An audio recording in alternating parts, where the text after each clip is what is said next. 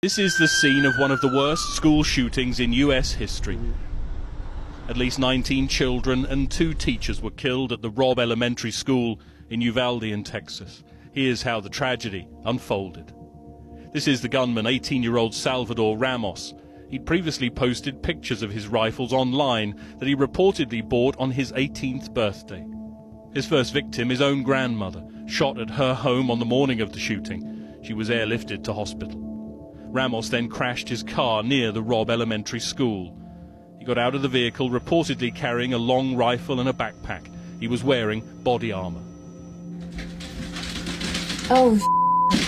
Officers then exchanged gunfire with Ramos, but he was still able to enter the school. Some of those officers were shot, so at that point they began breaking windows around the school, trying to evacuate children, teachers, anybody they could, trying to get them out of that building, out of that school. What we do know at that point, the shooter was able to make entry into a classroom, barricaded himself inside that classroom, and again just began shooting numerous children and teachers that were in that classroom, having no regard for human life, just a complete evil person.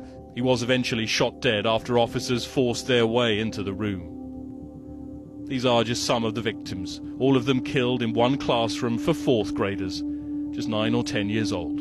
The shootings led to more calls for gun control in the US, as well as frustration from politicians over a lack of action after previous shootings. An elementary school, beautiful, innocent, 2nd, 3rd, 4th graders. And how many scores of little children who witness what happened see their friends die as if they're on a battlefield, for God's sake? When in God's name are we going to stand up to the gun lobby? For now, it is America's deadliest school massacre since Sandy Hook in 2012 and has left a nation in mourning.